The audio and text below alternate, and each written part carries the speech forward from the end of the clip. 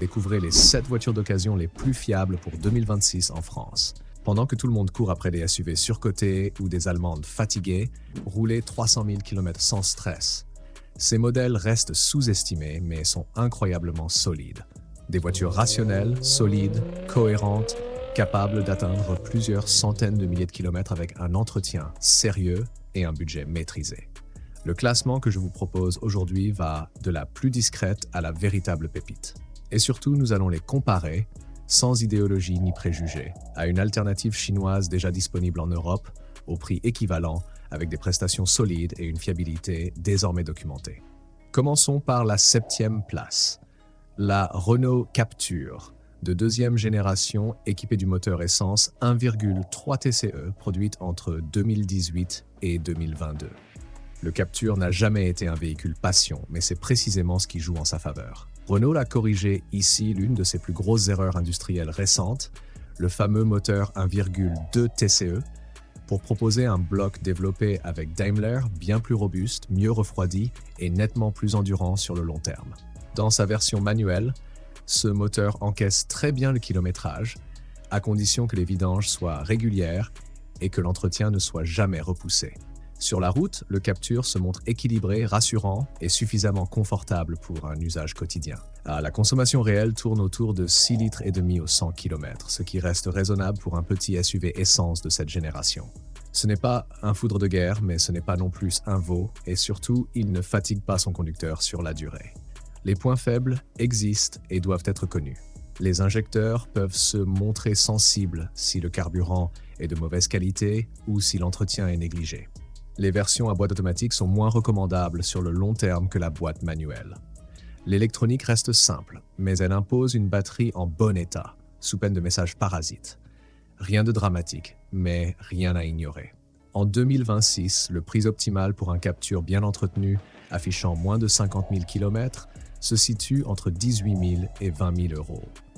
Au-delà, l'intérêt économique disparaît. En dessous, cela devient une affaire cohérente, surtout pour un usage urbain et périurbain. Face à lui, une alternative chinoise mérite désormais une attention sérieuse. Le MG ZS Essence vendu en Europe. À prix équivalent, autour de 17 à 19 000 euros en occasion récente, il propose un équipement plus généreux et une garantie constructeur encore active dans de nombreux cas. Son moteur atmosphérique est moins performant, mais aussi mécaniquement simple, avec un retour de fiabilité rassurant. Là où le Captur rassure par son réseau et sa revente facile, le MG ZS séduit par sa transparence mécanique et son coût d'entretien réduit. Deux philosophies différentes, mais désormais comparables sans rougir. En 6e position, la Mazda 3 moteur Skyactiv G 2 litres essence produite entre 2013 et 2018. Ici, on change totalement de logique industrielle. Mazda a volontairement refusé le downsizing à outrance lorsque tout le monde jurait par les petits moteurs turbo. Résultat, un moteur atmosphérique à chaîne de distribution sans suralimentation, capable d'encaisser le temps sans broncher. Ce bloc est aujourd'hui reconnu comme l'un des plus fiables de sa catégorie. La Mazda 3 se distingue par une conduite précise, un châssis équilibré et une sensation mécanique honnête, presque à l'ancienne. Elle consomme environ 6 litres au 100 km en usage mixte, ce qui reste remarquable pour un moteur 2 litres sans turbo. C'est une voiture qui donne confiance. Et beaucoup de propriétaires racontent avoir dépassé les 250 000 km sans autre chose que de l'entretien courant. Ses faiblesses ne sont pas mécaniques, mais esthétiques. La peinture est relativement fine et sensible aux micro-rayures.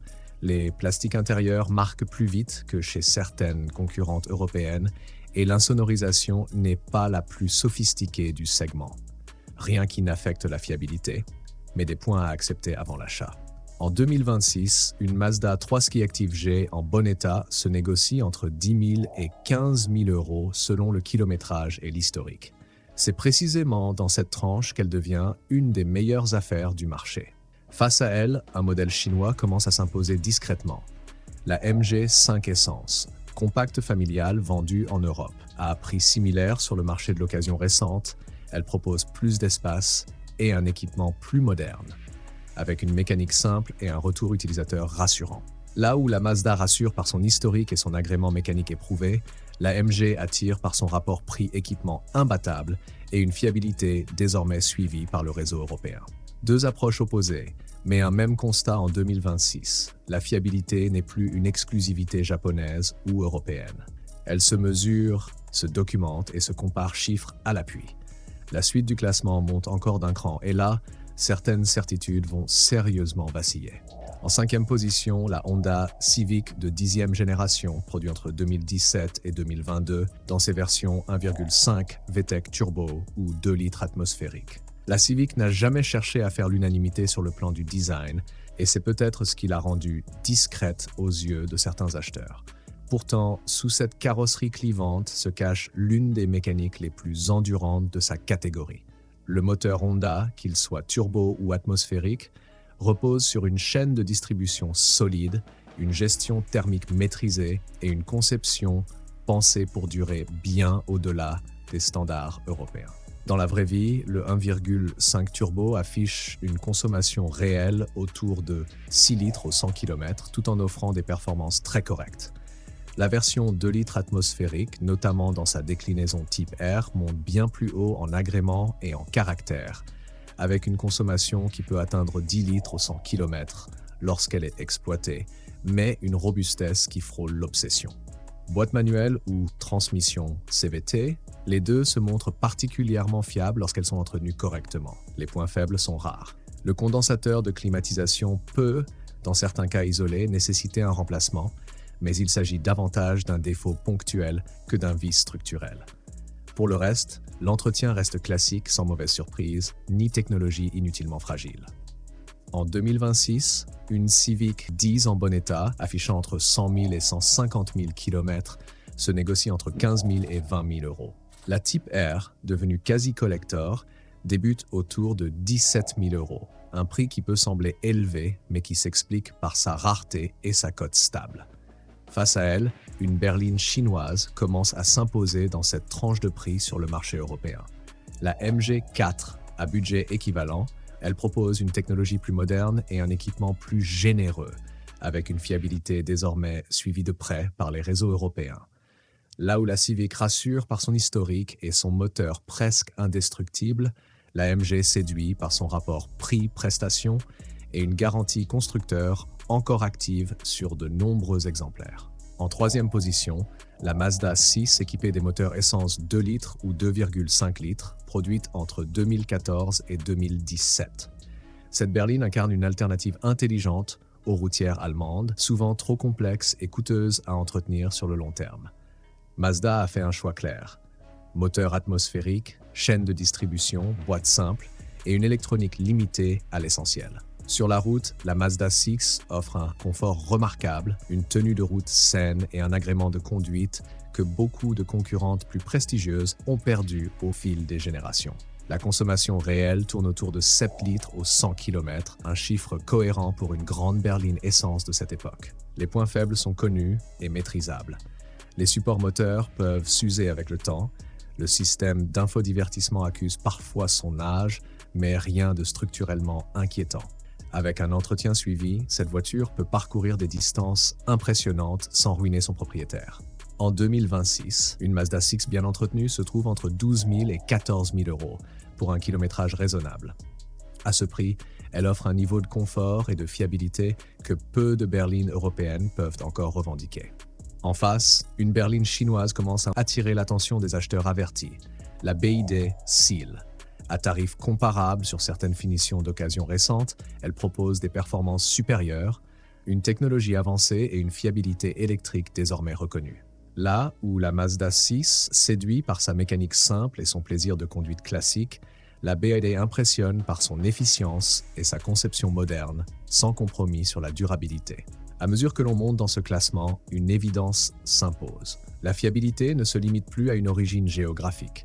Elle est le résultat de choix techniques cohérents, mesurables et assumés. Et les 2 premières places vont encore renforcer ce constat. Nous entrons maintenant dans la zone haute de ce classement, là où la notion de fiabilité dépasse le simple bon sens mécanique pour devenir une véritable philosophie industrielle.